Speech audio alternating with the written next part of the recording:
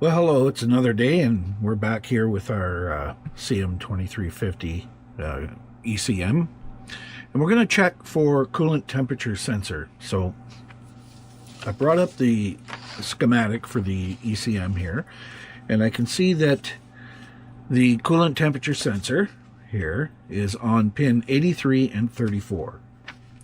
83 is the signal, and 34 is the return. So let's fire up the microscope here so we can see the pins clearly. Okay. Set this to record.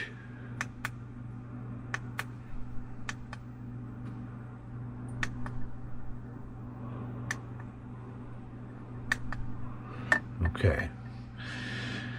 And what we're going to use on these pins, I have a couple of jumper wires, and basically these are wires that were taken out of the engine side harness of an old harness that was no good. If you ever have old harnesses, don't throw them out.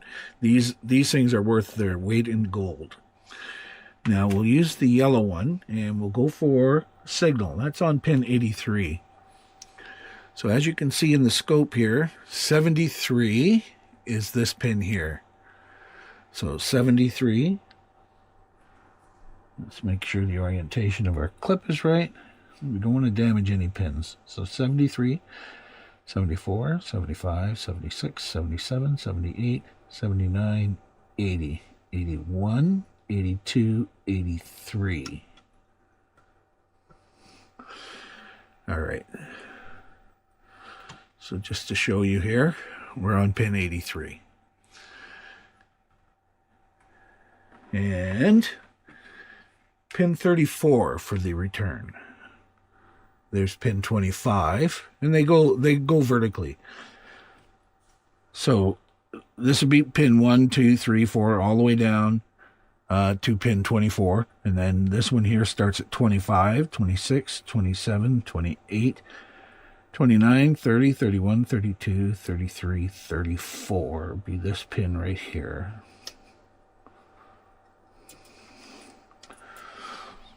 All right. So we have pin 34. Let's get a pointer here.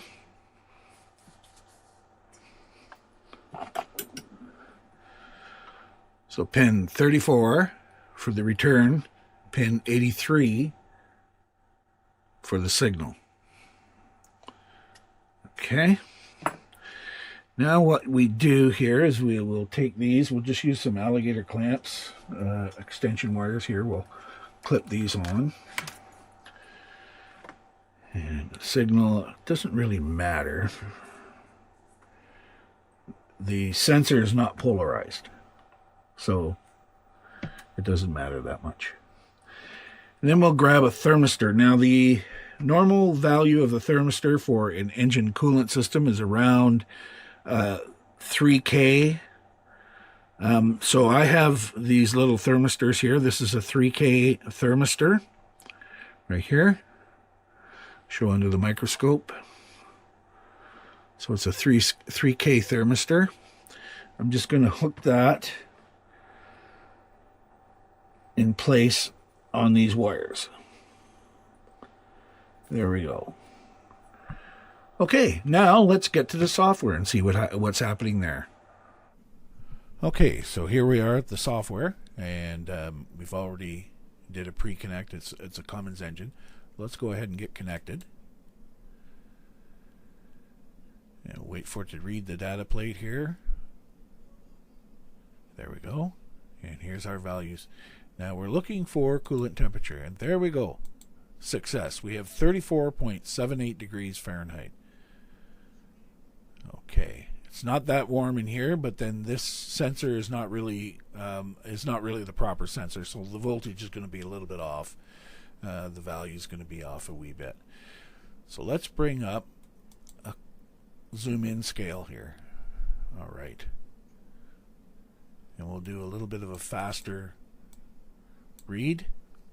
There we go. And I'm gonna bring this down. Let's get a little forensic with it. All right, I'm going to go and touch it with my finger. That should increase the temperature slightly, and we should see a rise here.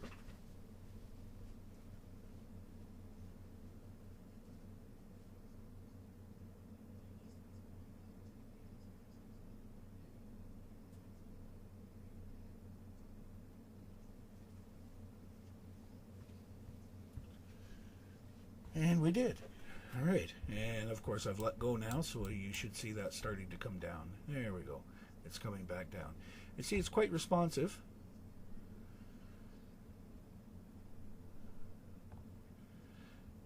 All right, now I'm going to pause this, zoom out a bit. I guess I have to be running to zoom out. Maybe not.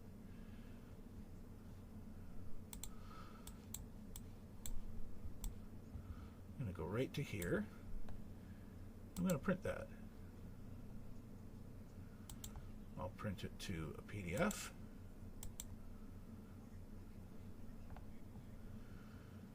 We'll put it in Documents Diagnostics and we'll call it Thermistor.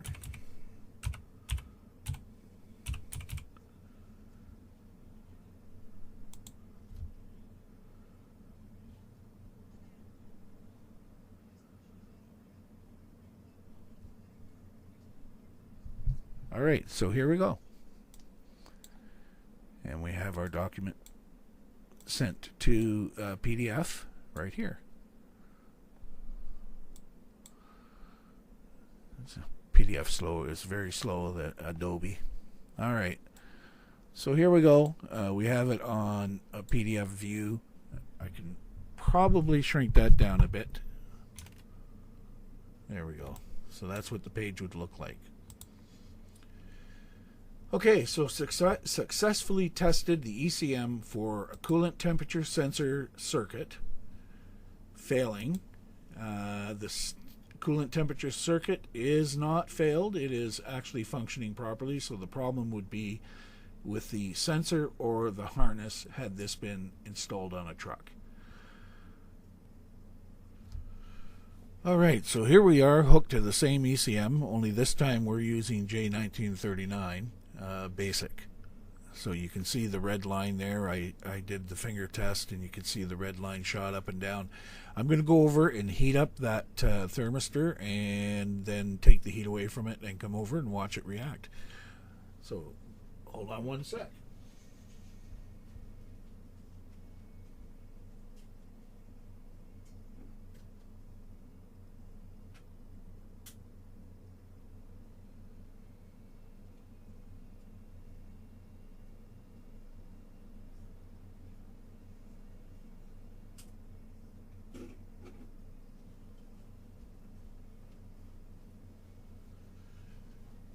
Okay, a little bit of hot air there. You saw it jumped right up, and then it should start coming down. Let's get the scale proper here.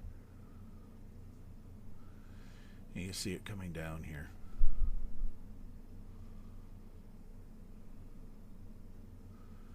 Coming back down to room temperature, and the gauge is coming down.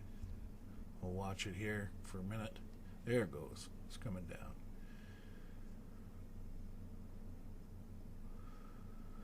Now we're in J1939. The response rate is not going to be nearly as quick as it is when you're in the Cummins protocol.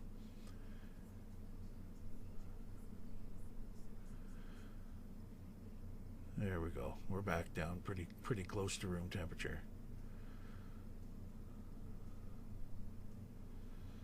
So that was a test of the coolant temperature sensor on a Cummins CM2350A ECM.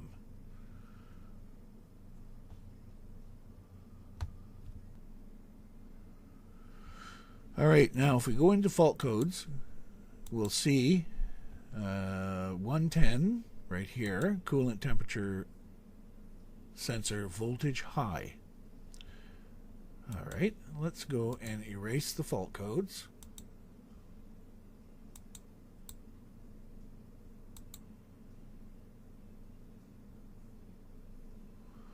Okay, and now we go in and look, and 110 is no longer in the list. So we successfully cleared that fault and cleared the code.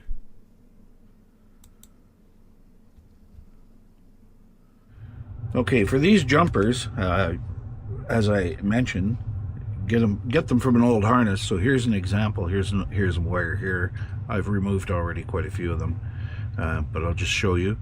You find where the pin is located that you want to remove, and in my case the pin is right here. So we insert our removal tool into the holes, push down, and then remove the pin from the back side. So there we go, we have the pin.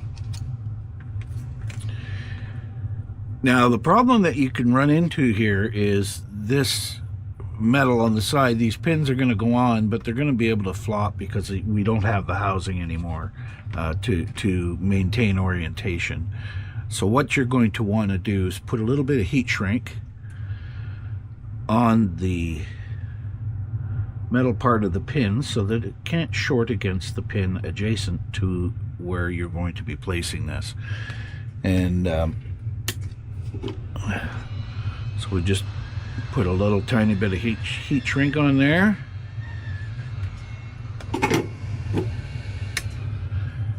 And then we would strip the back end. You could tin it with a little bit of solder. It's always a good idea. I haven't done that yet.